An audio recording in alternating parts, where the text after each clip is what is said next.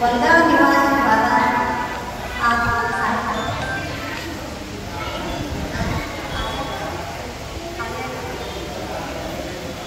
त्यांना दंडवतना तसेच आजच्या या सरकारच्या अध्यक्षा परमपूजनीय तपस्विनी विजू मावशी यांना दंडवतना त्यांनी आपले स्नान ग्रहण करावे आणि देवाला विनावसर करण्याकरिता सभागृहात यावे असे मी त्यांना विनंती करते. आणि आजच्या वक्त्या परमपूजनीय तपस्विनी ताई राजापेठ आश्रम अमरावती यांनी सुद्धा आपलं आसन ग्रहण करावे अशी मी त्यांना विनंती करते.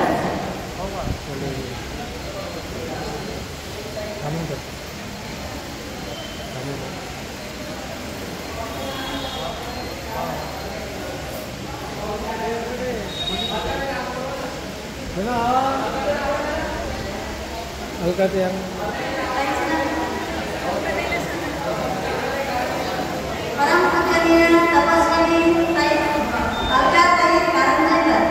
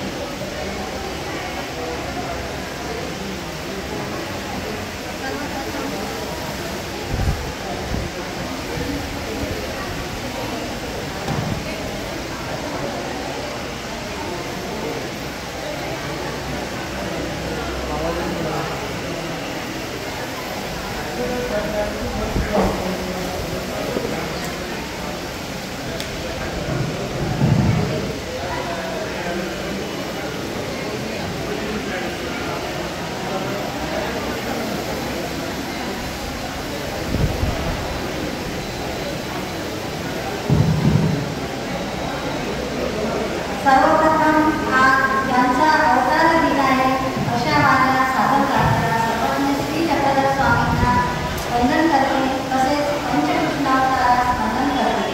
आणि आज मी त्यांच्या प्रसन्नतेने या ठिकाणी उभी आहे आणि त्यांनी मला यशस्वी जीवनाची गुरुकिल्ली दिली असे माझे गुरुवर्य कैवल्यवासी परमपूजनीय परमहंस आचार्य प्रधानस्थ श्री मोठे बाबा रणाईचे त्यांना मी अभिवादन करते. आणि आजच्या संपूर्ण कार्यक्रमाचे नियोजक परमपूजनीय परमहंस वर्धा निवासी बाबा हे उपस्थित नाही, त्यांनाही मी दंडवत प्रणाम करते. आणि आजच्या या सत्राच्या अध्यक्षा परमपूजनीय तपस्विनी मावशीबाई यांनाही मी दंडवत प्रणाम करते. तसेच आश्रमात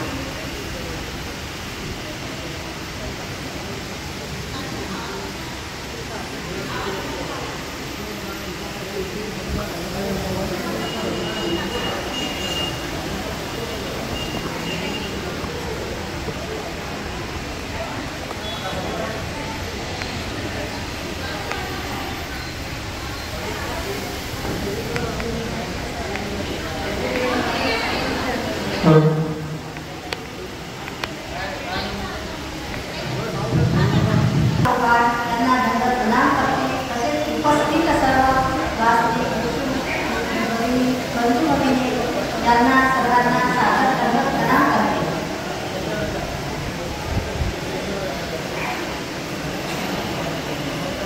या वर्षी या आश्रमाला 100 वर्ष पूर्ण झालेली आहे. त्या अनुषंगाने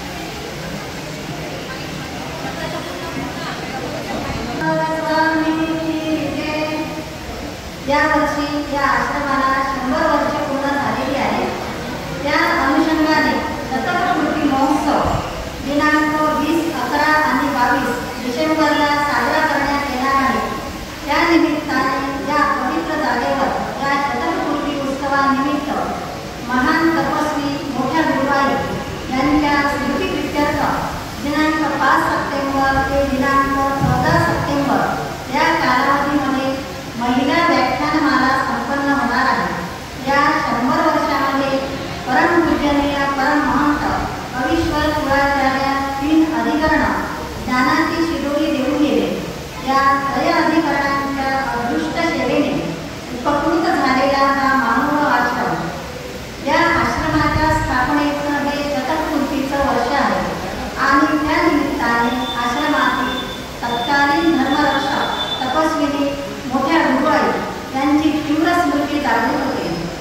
या सर्व गुरुजनांची आठवण ठेवून खऱ्या अर्थाने महिला व्याख्यानमाला हा आगळा वेगळा उपक्रम प्रथमच परमपूजनीय परमहंत कवीश्वर कुळाचार्य आचार्य प्रवर श्री मोठे बाबांनी या ठिकाणी आयोजित केलेला आहे.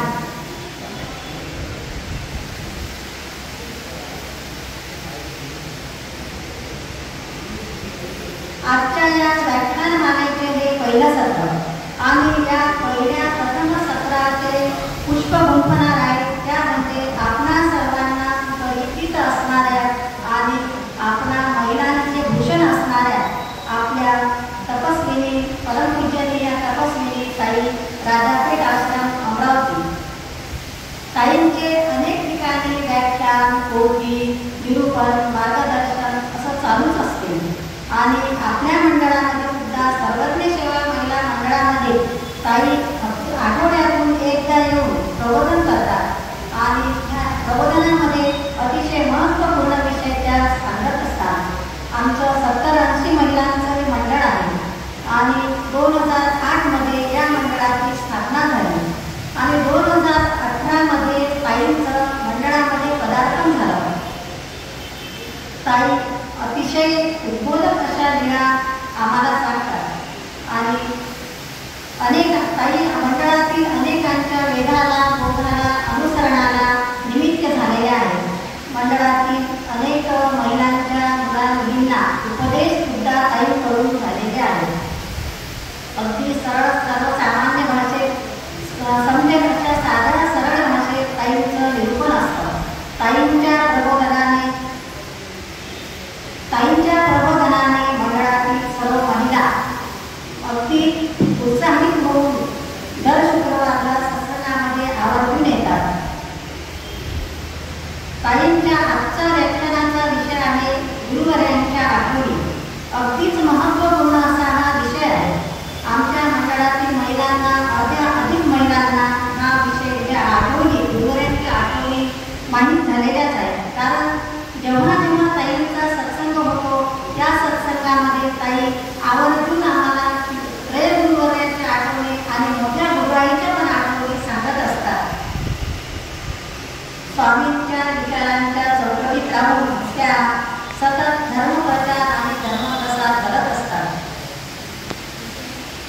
आज गुरुवर्यांच्या आठवणीमध्ये ताई आपल्याला त्रय गुरुवर्यांचा इतिहास आणि त्यांची कारकीर्द जी कुणालाच माहीत नाही, परंतु ताईंचे बालपण या आश्रमामध्ये गेल्यामुळे त्यांनाच तो इतिहास माहिती आहे.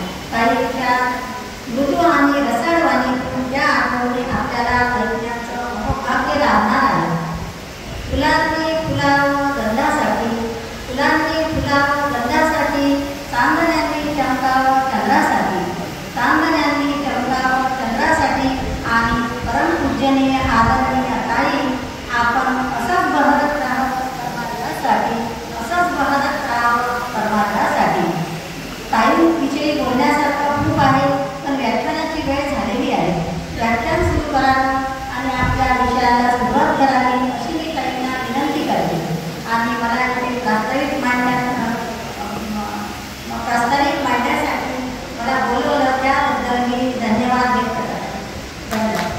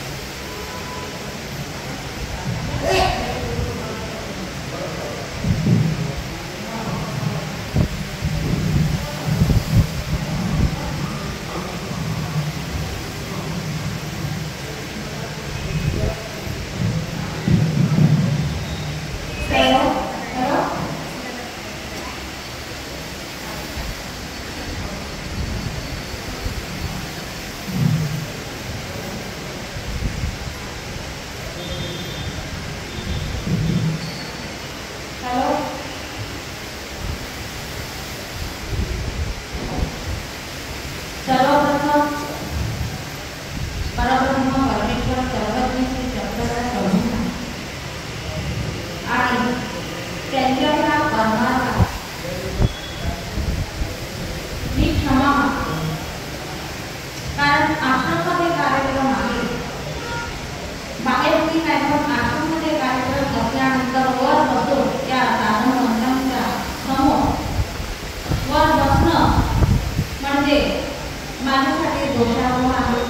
परंतु काही कारणास्तव या ठिकाणी बसून काही प्रसंगानुसार आपल्याला परमार्थामध्ये वर बसून प्रवचन करण्याची आज्ञा आली आहे. तरी आपण सर्वांनी मला उदार अंतःकरणाने क्षमा करावी.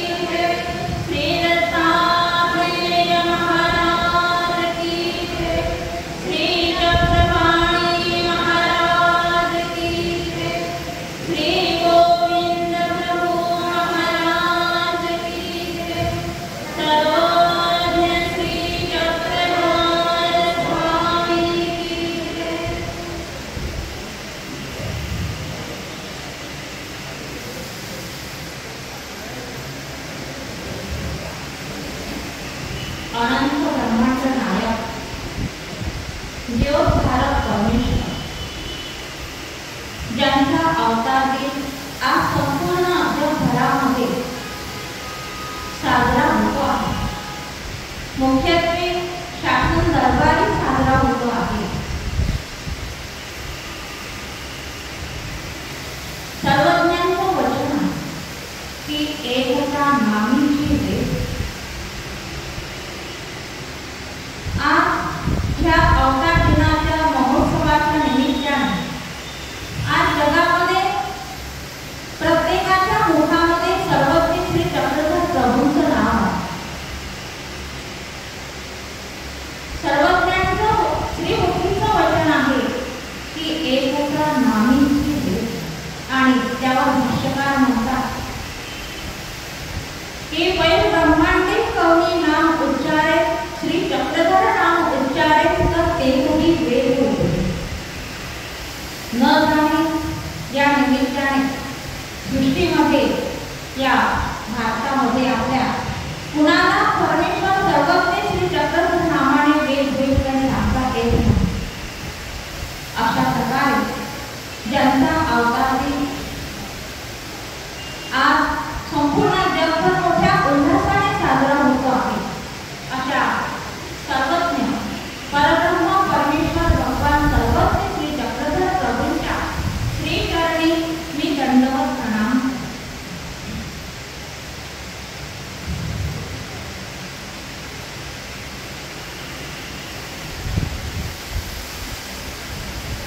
आपल्या या आश्रमाचं हे शतकपूर्ती वर्ष आहे.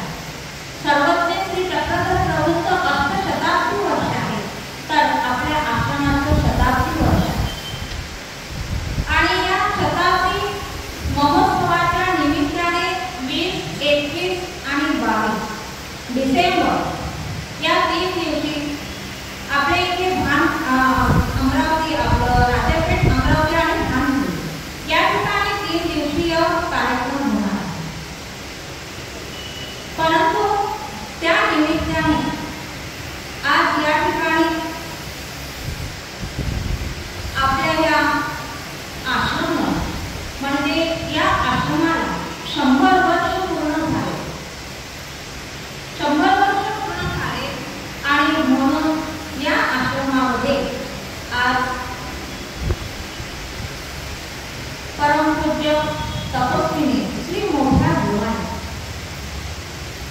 ज्यांचं फार मोठं योगदान हा आश्रम सांभाळण्यामध्ये फार मोठं योगदान आहे, अशा तपस्विनी श्री मोठ्या गुरु आईंच्या स्मृती प्रित्यर्थ या ठिकाणी ही महिला व्याख्यानमाला घेण्यात आलेली आहे.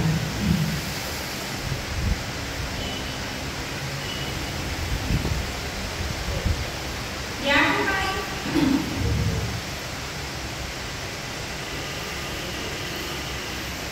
या महिला व्याख्यानमालेचे आयोजक परम पूजनीय, परम आदरणीय, परम श्रद्धेय कविष्ठ कुलाचार्य कारंजेकर गादीवर विराजमान असले श्री मोठे बाबा. त्यानंतर आजचं हे ज्यांच्या नियोजनातून हा कार्यक्रम म्हणजे ही व्याख्यानमाला, या महिला व्याख्यानमालेचे जे नियोजक आहेत ते काही वेळाने या ठिकाणी उपस्थित होतील. जे या संपूर्ण व्याख्यानमालेचे नियोजक आहेत असे परम पूजनीय, परम आदरणीय, परम श्रद्धेय डॉक्टर श्री सोमपेठकर बाबा.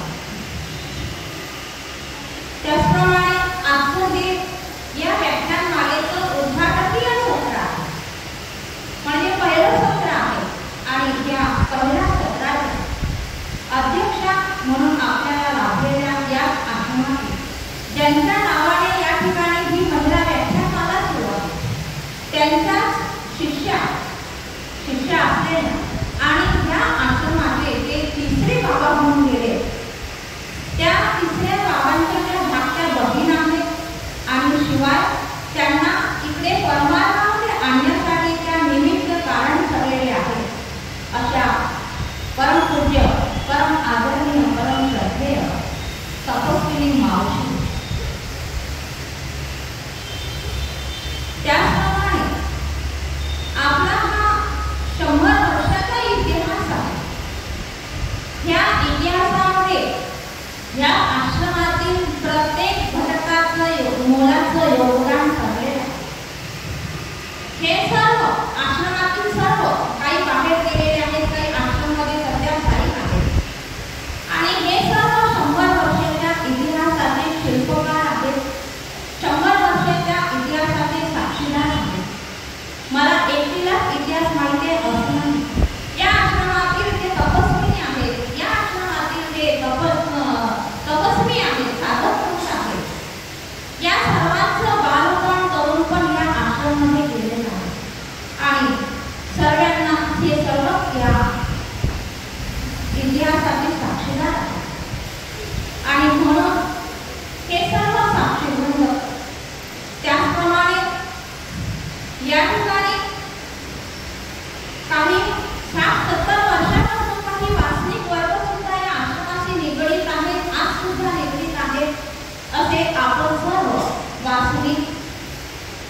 ही मार्गरूढी आजपर्यंत चालत आलेली ही मार्गरूढी पुढे चालविण्यामध्ये जी भावी पिढी या ठिकाणी तयार होत आहे ते आश्रमातील बालगोपाल आणि माझे धर्मबंधू आणि भगिनी.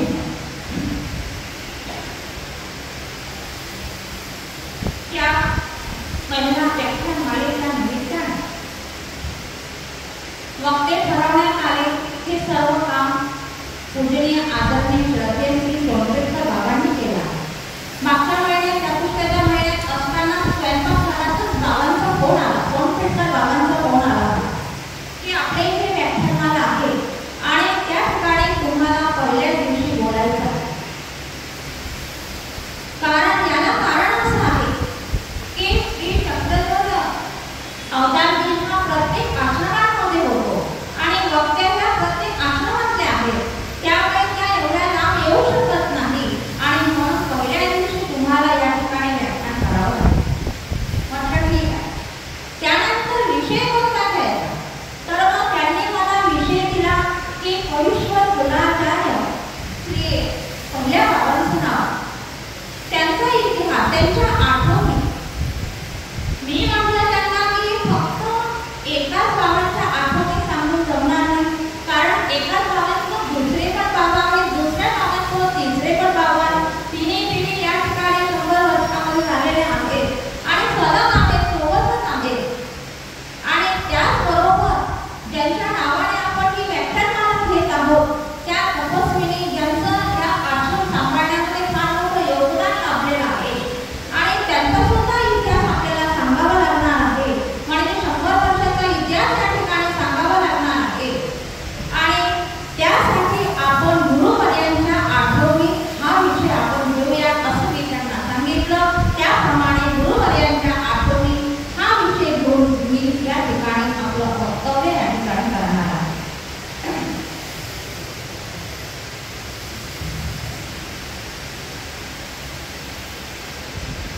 ज्या त्रय गुरुवर्यांच्या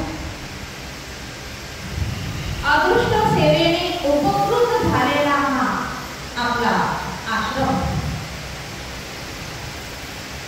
ज्यांच्या पवित्र पावलांनी ही भूमी पवित्र झालेली आहे, ज्यांनी अनेकांच्या हृदयामध्ये या ठिकाणी धर्माचं बीजारोपण केलेलं आहे, अनेकांच्या वेदनावरून अनुसरणाला ते निमित्त ठरलेले आहेत, शिवाय अनेकांच्या धर्म संरक्षणाला, अनेकांच्या धर्म संवर्धनाला ते कारण ठरलेले आहेत, असे त्रय अधिकरण या ठिकाणी म्हणून गेले.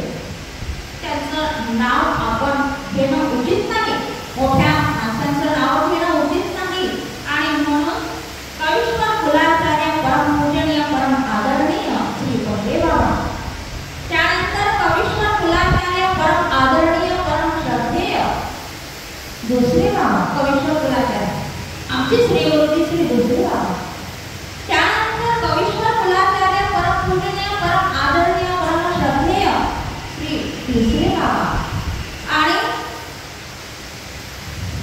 या तीन त्रय अधिकरणाच्या बरोबरीचे अधिकरण असलेल्या परम पूजनीय परम आदरणीय परम श्रद्धेय तपस्विनी श्री मोठ्या गुरुवार, अशा चारही अधिकरणांच्या आठवणी हृदयामध्ये जपलेल्या आहेत.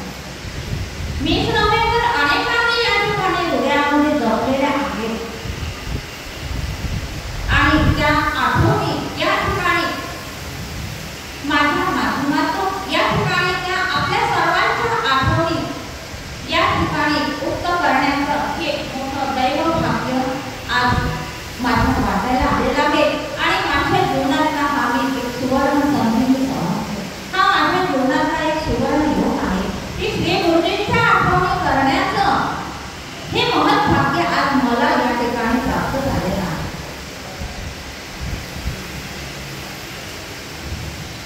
या आश्रमाचं हे शताब्दी वर्ष आहे, म्हणजे या आश्रमाला 100 वर्ष पूर्ण झालेले आहे.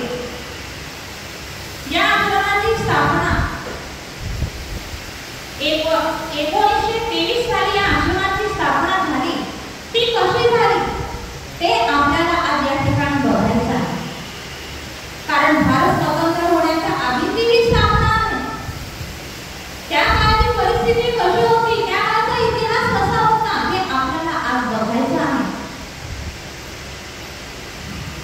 या आश्रमाचे पहिले संचालक परम पूजनीय परम आदरणीय परम श्रद्धेय गुरुवर्य कविश्वर गुरुराचार्य श्री मोठे बाबा, नाव गुरु ने ते पंजाबमधील असम जिल्ह्यातील जाटला ह्या गावाचे हुकुमचंद साहनी आणि अनोखी देवी साहनी या दाम्पत्याच्या पोटी बाबांचा जन्म झाला. सगळं लक्षात ठेवण्यासारखा इतिहास आहे.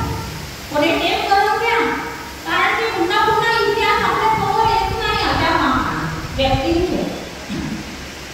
तर अशा दाम्पत्याच्या पोटी बाबांचा जन्म झाला, आणि पंजाबी घराणा आधीच कृष्ण भक्ती, बहुतेक पंजाबी संप्रदाय हा कृष्ण भक्तीतून मानव पंथाकडे वळलेला आहे. कारण मानव हे त्यांना माहिती नाही, मानव हे त्यांना माहिती नाही त्या काळामध्ये, परंतु कारण पंजाबमध्ये जयकृष्णी पंथ या नावाने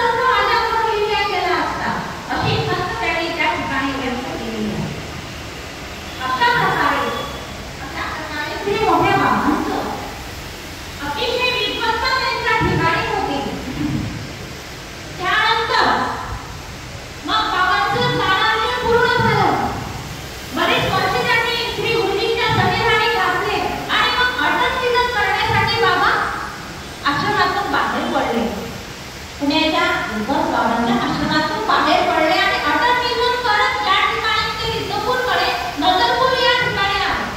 तिथे आल्यानंतर तिथल्या पाटलांनी त्यांना चातुर्मासीचा दंडवत घातला आणि त्यावेळेस बाबांसोबत 28 मंडळी सोबत निघालेली होती ज्ञानार्जनासाठी. 28 मंडळी बाबांच्या सोबत होती आणि त्या पाटलांनी चातुर्मासीचा दंडवत घातला. बाबांनी त्या ठिकाणी राहू लागले. मंडळींना कार्य करू लागले. धर्मवार्ता त्या ठिकाणी होत होती. आसपासच्या गावातले लोक सुद्धा होते ऐकण्यासाठी येत होते आणि अशा प्रकारे या ठिकाणी मग इथला इतिहास कसा झालेला आहे, इथं कसे आले बाबा, हे यामध्ये पुढे येते की या ठिकाणी हा जो आश्रम आहे, या आश्रमामध्ये आपल्या पुणे पायामध्ये तपस्विनी नरुदय आणि तपस्विनी अरुणाताई आहेत. त्यांचे वडील वामनभाऊ दंडे आणि त्यांच्या आई गंगाबाई हे दोघं जण या लहान होते त्यावेळेस, दोघीजणी लहान होत्या.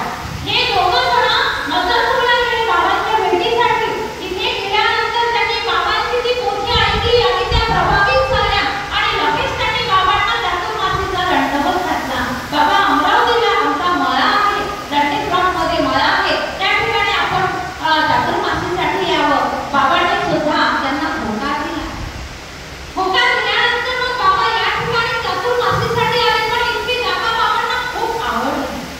ही जागा सात्विक असलेली जागा बाबांना खूप आवडली आणि त्यांनी शेवटी बाबांना प्रार्थना केली की बाबा, आपण आता इथेच आश्रम स्थापन करा, आपण इथेच राहा. बाबांनी त्याला सुद्धा होकार दिला आणि या ठिकाणी मग बाबा वास्तव्याला राहू लागले. परंतु बाबांच्या मनामध्ये एक चिंता होती. ती चिंता अशी होती की या ठिकाणी ही अंबानगरी, या ठिकाणी अंबिका देवीचं हे जागृत देवस्थान आहे. द्वापर युगापासून नव्हे ते त्याही पूर्वीचं असलेलं हे देवस्थान आहे. या ठिकाणी माझ्या साधकांना धर्म आचरण्यामध्ये काही विघ्न अडथळा येऊ नये अशी बाबांना चिंता वाटत होती. परंतु पहा काय महान अधिकरण होते ते साक्षात देवी बाबांच्या स्वप्नामध्ये आली.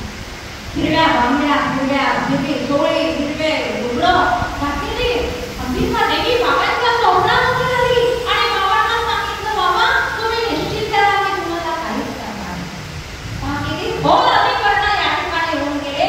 साक्षात देवी बाबांना सांगितलं. अशा पद्धतीने मग बाबांची चिंता दूर झाली आणि मग बाबा या ठिकाणी वास्तव्याला राहू लागले. वास्तव्याला राहू लागल्यानंतर मग या ठिकाणी करता करता करता 28चे हा सगळा इतिहास मला आपल्या झालेल्या बाबांनी सांगितलेला आहे. बाबांनी सांगितलं की नंतर 280 मंडळी या ठिकाणी झाली म्हणून. वास्तव्याला झाल्यानंतर कारण सगळे ज्ञानार्जनासाठी बाबांकडे आले. कारण विद्वान दादा या नावाने अतिशय विद्वान व्यक्तिमत्व आहे म्हणून संपूर्ण जगभरात बाबांची ख्याती होती. अशा प्रकारे या ठिकाणी बाबा राहू लागले आणि बाबा ज्या ठिकाणी गुण असतात तिथे उपाय आपोआप चालू येत असतात. त्याप्रमाणे आता बाबांची विद्वान दादा म्हणून ख्याती होती सर्वीकडे.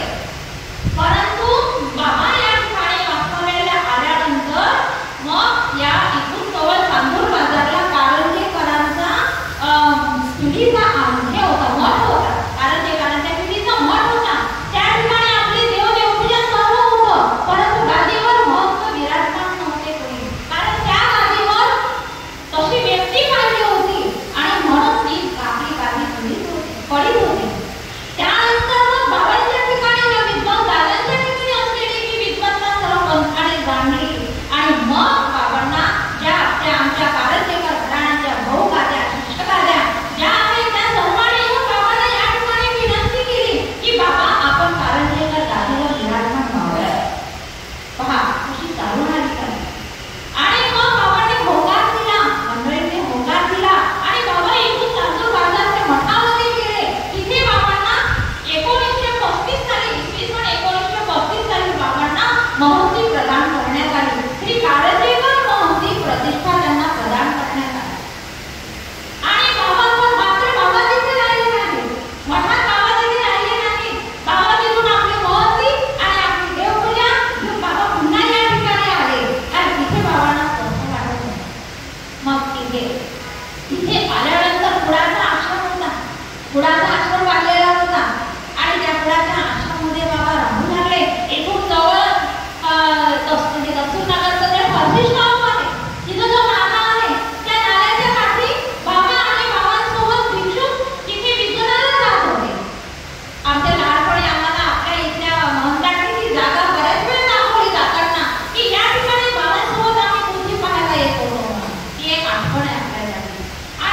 मग बाबांचं या ठिकाणी ब्रह्मविद्या शास्त्र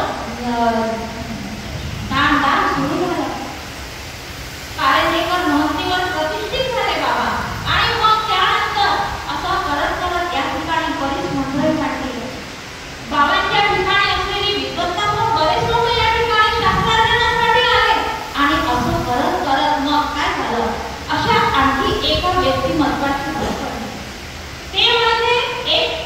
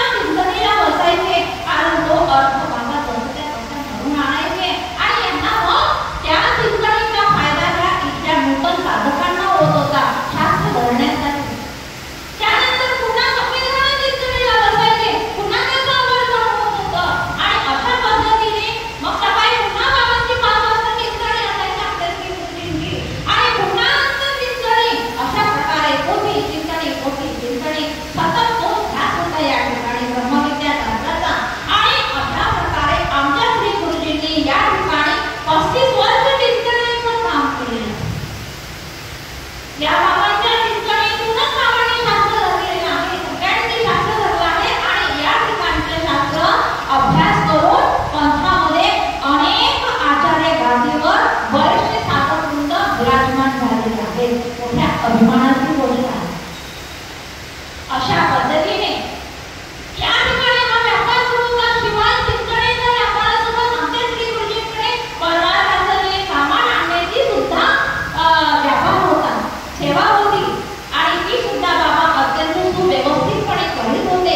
सुंदर सुंदर पदार्थ माझ्यासाठी आणत होते आणि अशा पद्धतीने बाबांवर दादा म्हणजे मोठ्या दादांवर त्याचा मार्ग प्रसन्न होता.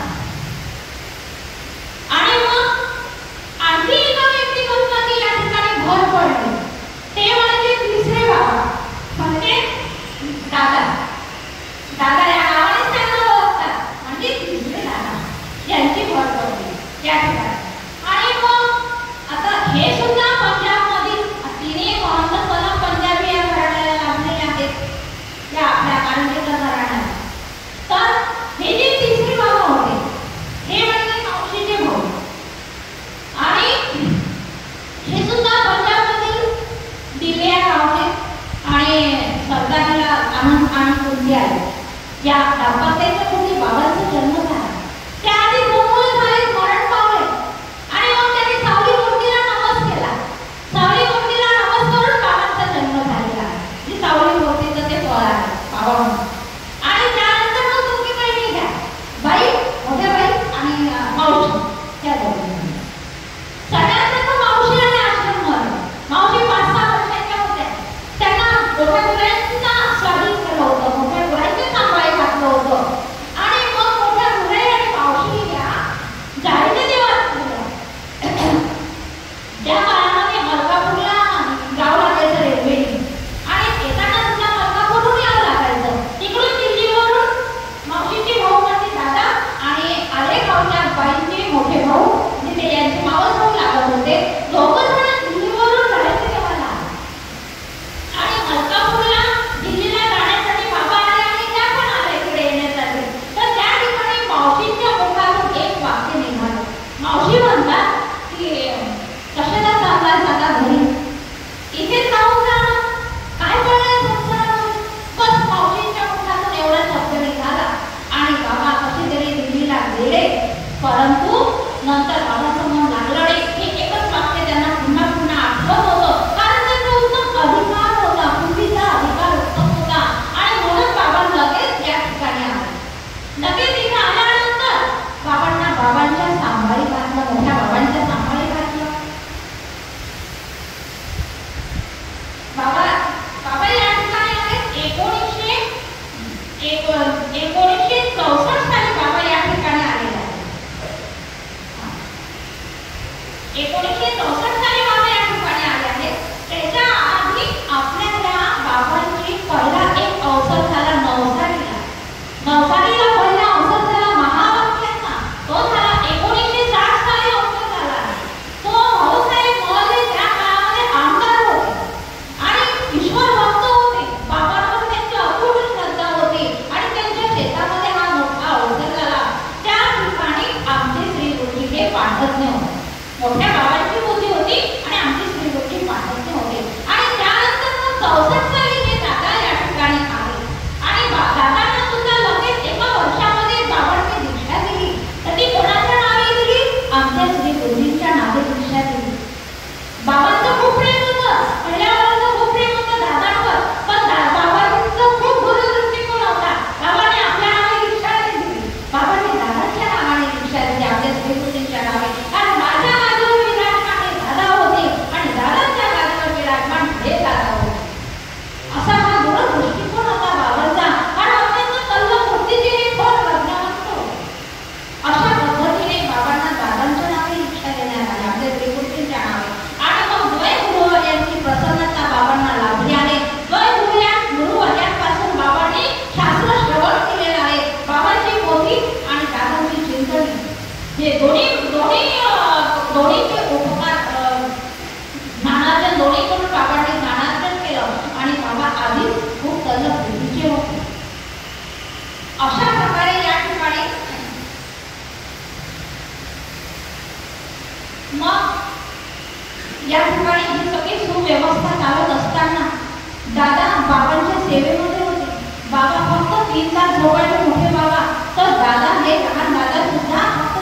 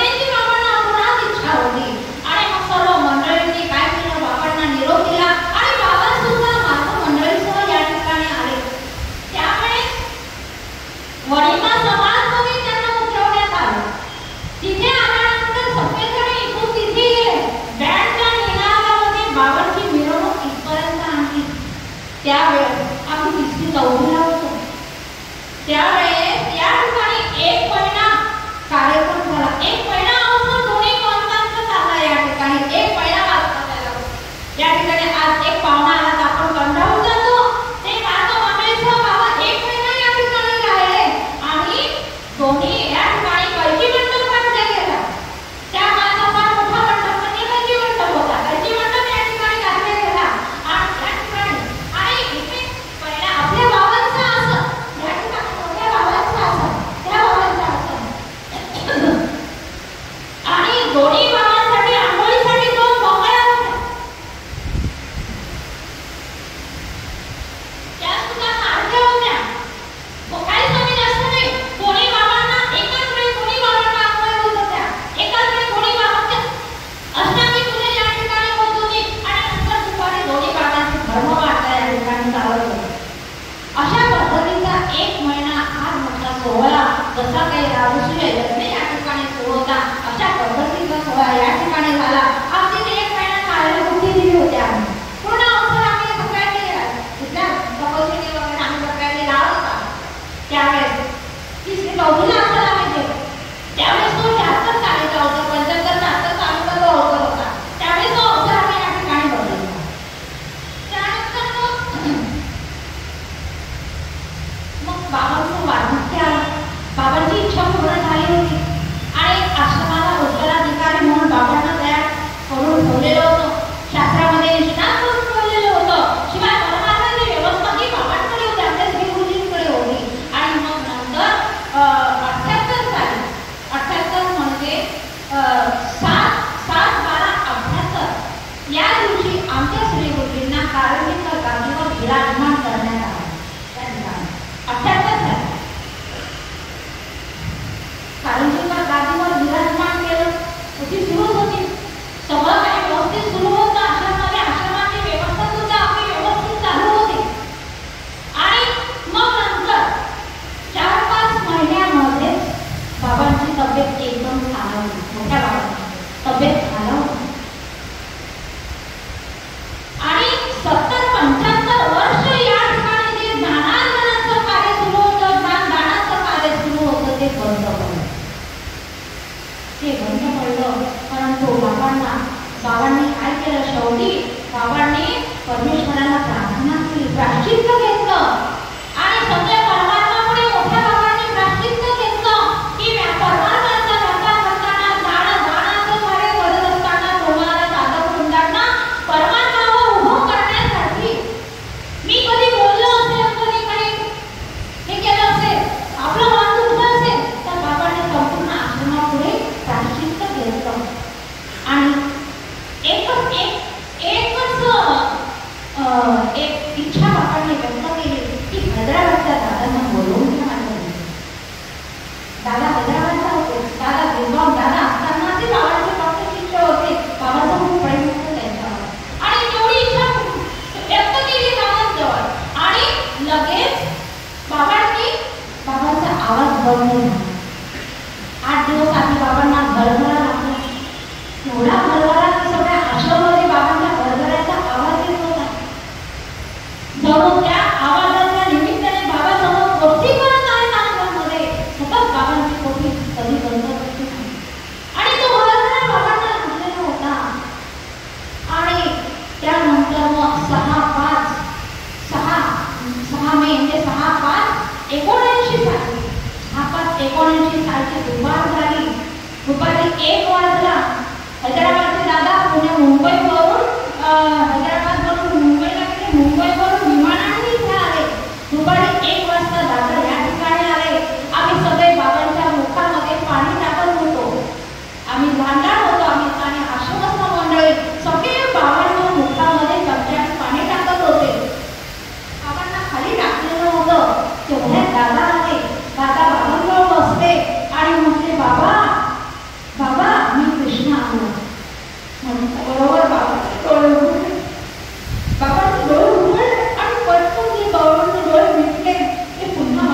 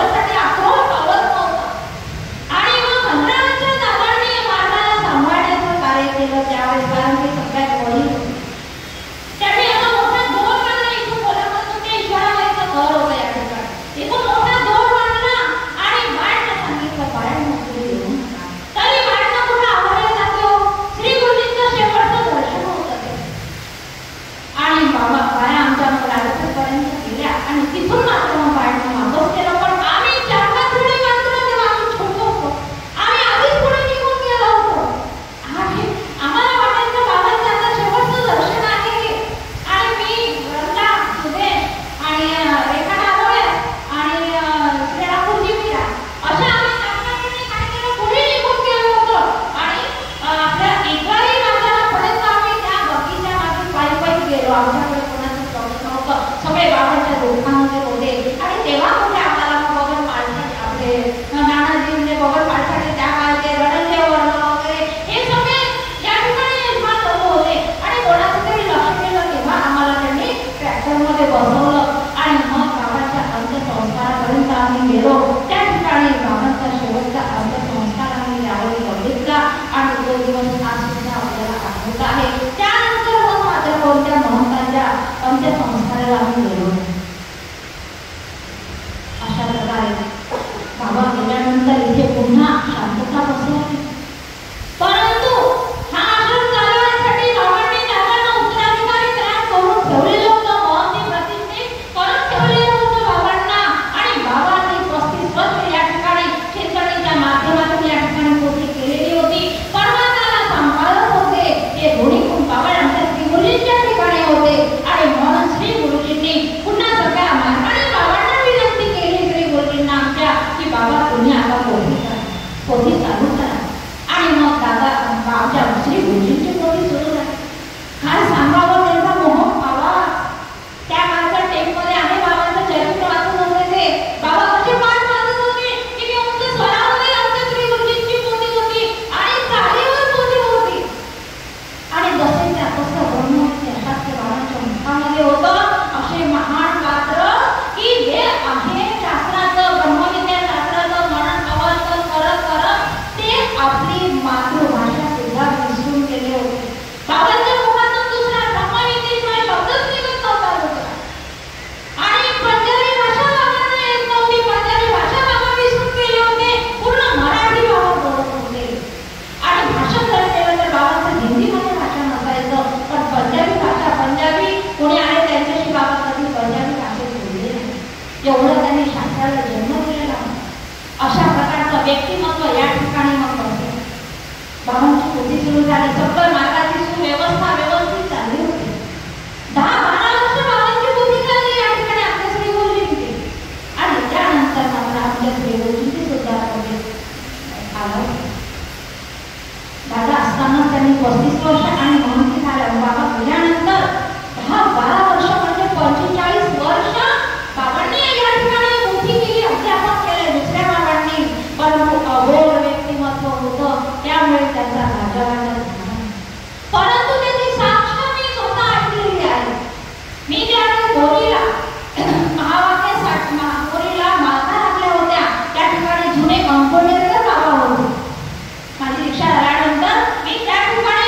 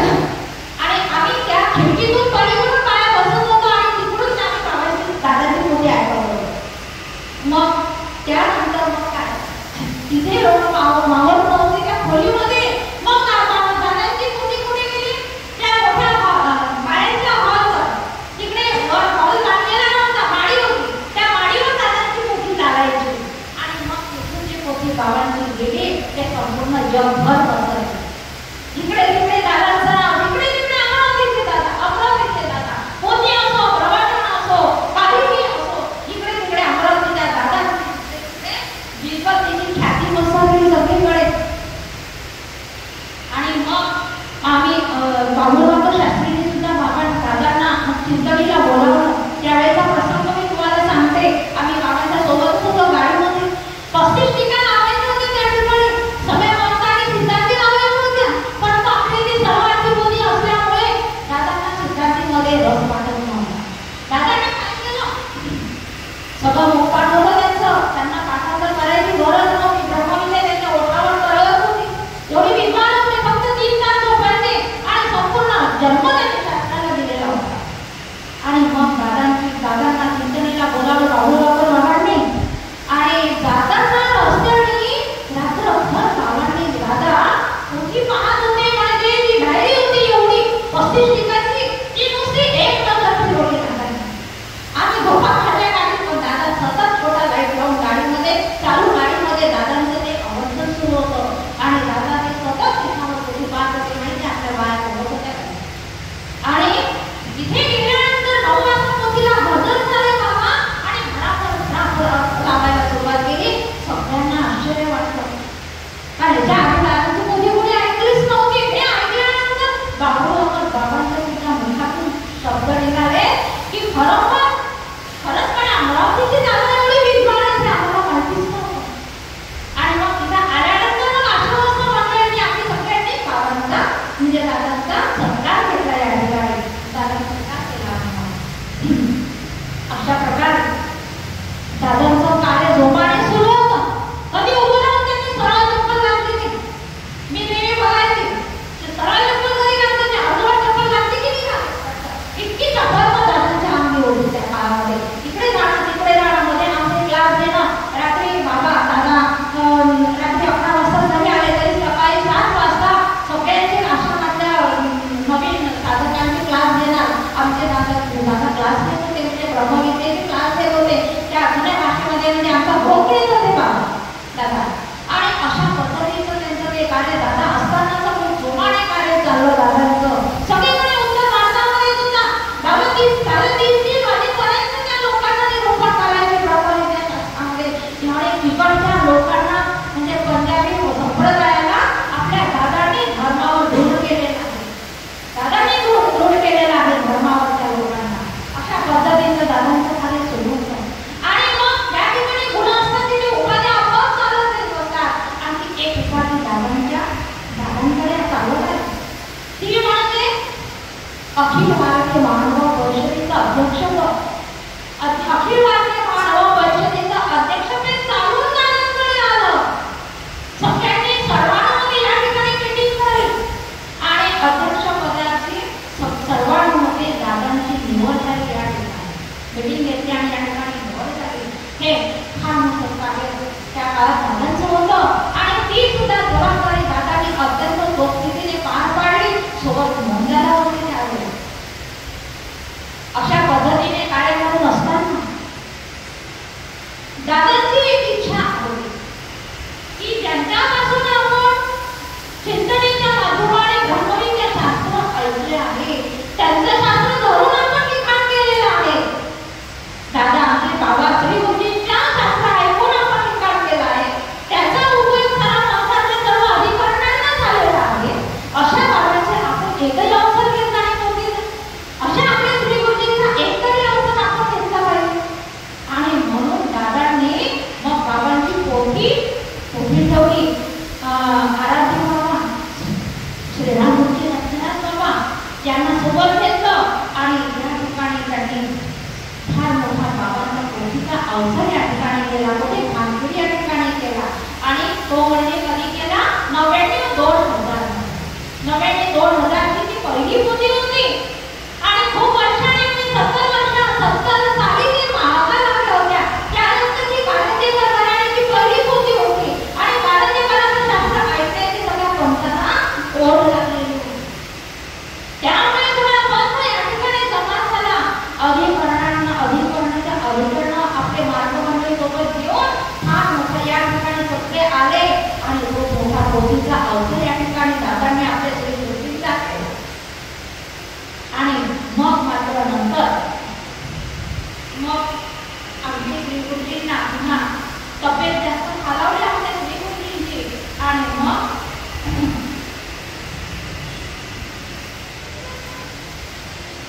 मग बाबांनी आमच्या श्री गुरुजींनी दादांना 14/12/2006 मध्ये दादांना काळजीवर महंती प्रतिष्ठेवर बहाल करण्यात आले.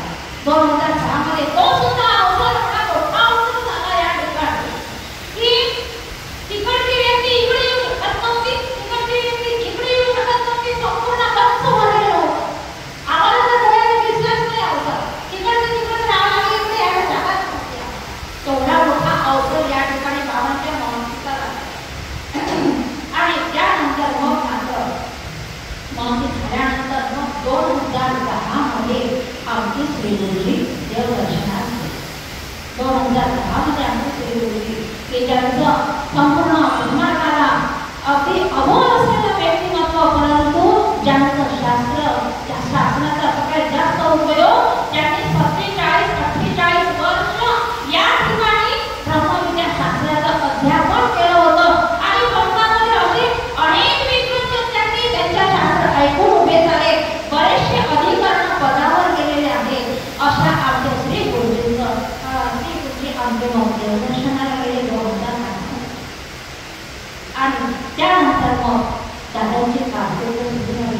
दादा असताना दादांचे एवढे कार्य झाले, दादा असताना दादांचे एवढे कार्य झाले की दादा मरण पावले, दादांना महंती झाली, आता मरणही पावले, तरी सुद्धा आपला अमरावतीकर दादांना दादा या नावाने संबोधतात. आजही गोष्ट करायची असली तर लोक दादाच म्हणतात. म्हणजे दादा असताना दादा खूप जगविख्यात झाले होते. आणि त्यानंतर मग महंती प्रतिष्ठा झाल्यानंतर मग दादांची 11-12 मध्ये पुन्हा एक पोथी घेतली. ती या दादांची पहिली पोथी होती. त्याचा सगळ्या पंथाला फार आनंद होता. पुन्हा दादांच्या घराण्याचं आणि अशा विद्वानाच्या मुखातून आपल्याला दादा ऐकायला मिळणार याचा आनंद सगळ्या पंथाला होता. आणि बरेचसे अधिकरण आपले महात्मा मंडळी सोबत घेऊन स्वतः अधिकरण सुद्धा या ठिकाणी दादांच्या पोथीला म्हणजे बाबांच्या पोथीला थांबले. आणि या ठिकाणी तो मोठा अवसर झाला महावाक्याचा वानखेडीला. त्यानंतर मग पुन्हा नंतर दुसरी पोथी झाली बाबांची. पण 2015 मध्ये दुसरी पोथी झाली. आणि पुन्हा 2016 मध्ये 11 मध्ये बाबांना मोठी करण्याची खूप इच्छा होती. बाबांनी बोलून दाखवलं होतं, आपलं माझं म्हणजे संपूर्ण ज्ञान पूर्ण संपली तरी चालेल, पण आपल्याला चांगला अवसर करायचा आणि सगळ्यांना खूप दान करायचं. हे शब्द बाबांचे होते. खूप उल्हास होता त्यांना आपल्याला पोथीचा, परंतु नियतीच्या पुढे कोणीही जाऊ शकत नाही. आणि त्यानंतर मग दादा सुद्धा त्यानंतर मग 18 जानेवारी 2019 मध्ये दादा म्हणजे आमचे बाबा, तिसरे बाबा, हे सुद्धा देवदर्शनास गेले. बाबांना इथून मुंबईला नेण्यात आलं. बाबांची तब्येत बिघडली. देवाला वेळा ठेवला तो प्रसंग आठवतो. आणि ते शेवटचं दर्शन होतं. बाबांचं शेवटचं दर्शन होतं. बाबा गाडीमध्ये बसले आणि सगळ्या माणसाला दंडवत केला. आणि दंडवत करत करत सगळ्यांकडे पाहत बाबा या ठिकाणावरून बाबांची गाडी जी एकदा गेली मुंबईला, मात्र बाबा पुन्हा वापस या ठिकाणी आले. परंतु बाबांचे तिकडून फोन सुरू होते. दोघी बहिणी सोबत होत्या, मोहनदादा सोबत होते, गोपालदादा सोबत होते, सगळे सोबत होते.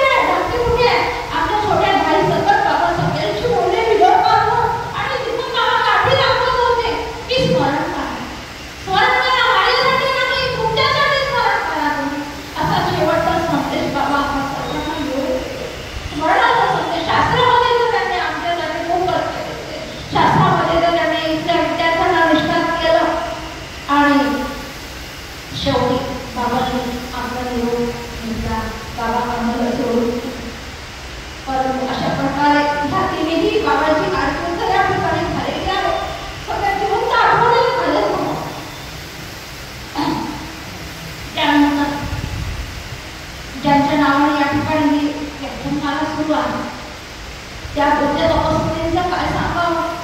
मोठ्या त्या सुद्धा पंजाबमधील त्यांचं फार मोठं योगदान आश्रम सांभाळण्यासाठी आहे. कारण प्रत्येक भिक्षुकावर प्रत्येक महिलेवर त्यांची कडक नजर होती.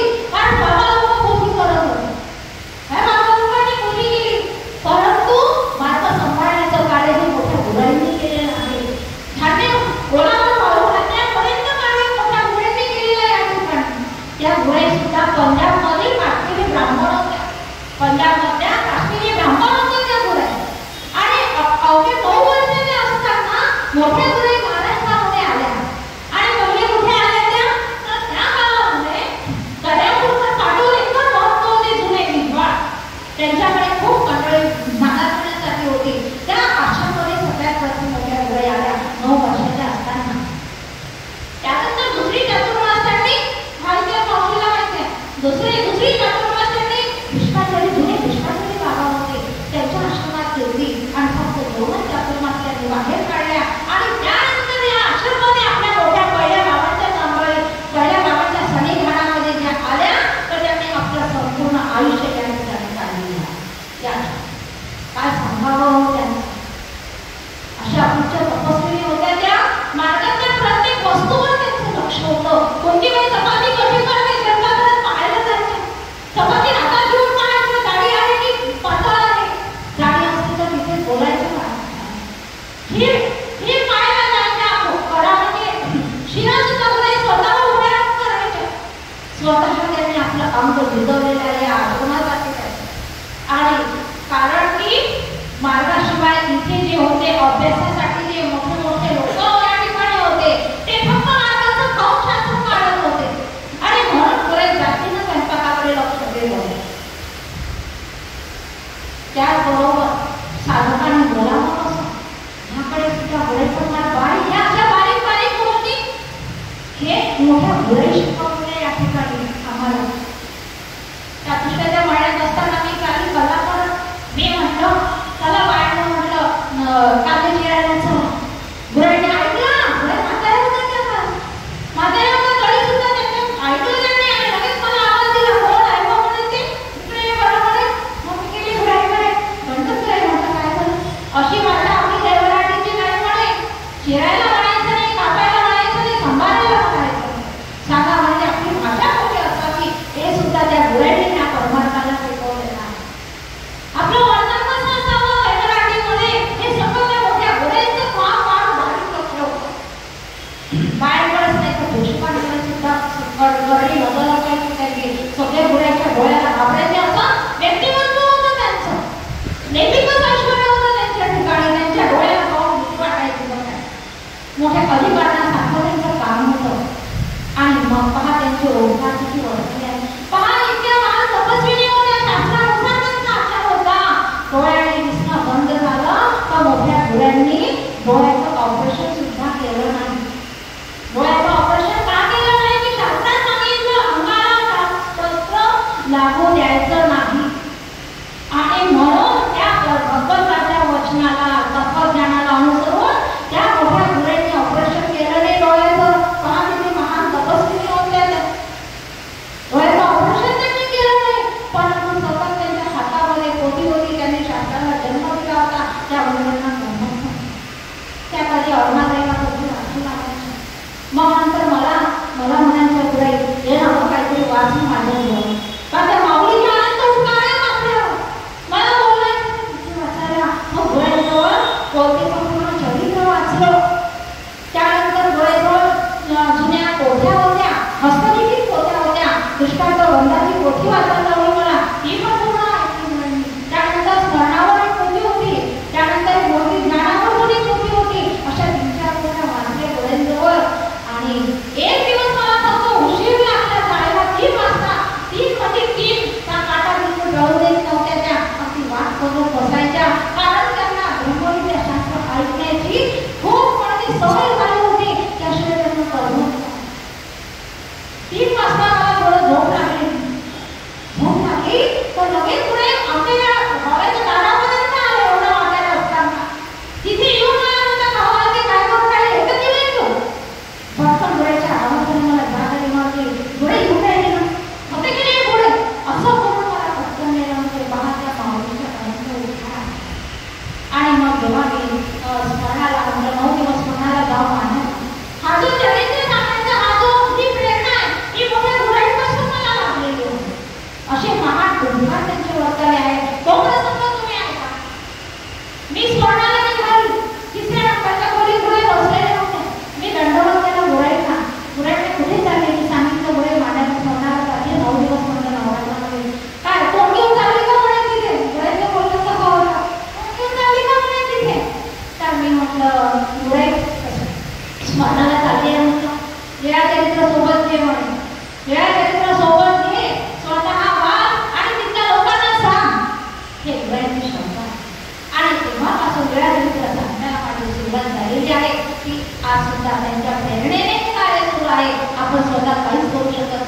अदृष्टाची प्रसन्नता आपल्या पाठीशी असते, तेव्हाच आपण हे धर्मकार्य करू शकतो. एरवी आपण हे धर्मकार्य करू शकत नाही. या ठिकाणी बोलण्यासाठी सुद्धा बाबांचे उपकार आहे माझ्यावर. पहिले आमच्या वडिलांनी मला उभं केलं. 30-35 वर्ष याच्यामध्ये गेले आहेत. आमच्या वडिलांनी मला पहिले उभं केलं, त्यानंतर नागराज बाबांनी पहिले उभं केलं. पहिला सत्र घेतलं त्यांनी माळावर लावला. त्यानंतर आमच्या श्री वडील आमचे बाबा या ठिकाणी व्याख्यान मालेमध्ये मला बोलायला लावायचे. पहिले 10 मिनिट बोलायला लावायचे त्यांना ऑफिसच्या बरोबर, आणि त्यानंतर मग एक दिवस स्वतंत्र द्यायचे.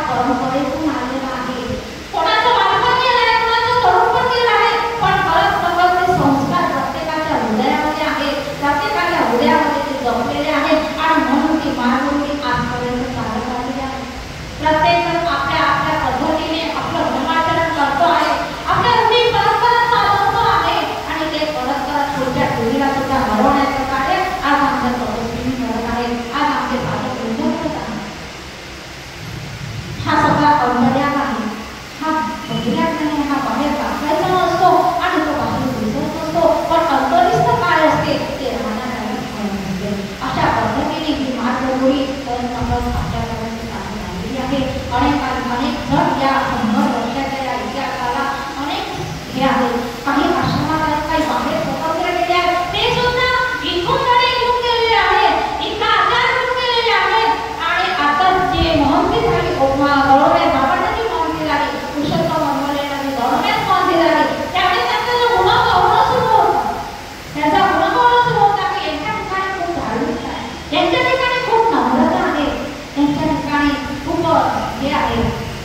त्यावेळेस सगळे गुणगौरव करत असताना विश्वनाथ बाबा लासूरकर यांनी मात्र आपल्या आश्रमाची आठवण काढली. त्यांनी बोलत असताना सांगितलं की यांच्या ठिकाणी जी धार्मिकता आहे, यांच्या ठिकाणी जी निस्पृहता आहे, यांच्या ठिकाणी जी नम्रता आहे, ही कुठून आली असेल तर महानुभावाचं राजापेठ अमरावती या ठिकाणाहून आलेली आहे.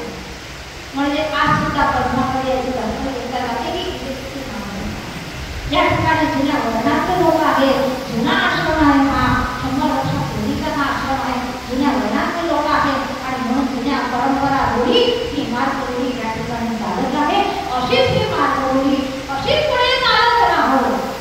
ही मार्गरूढी जुनी परंपरागत आजपर्यंत चालत आली, अशीच पुढे ही चालत राहो एवढी सदिच्छा मी या ठिकाणी व्यक्त करते.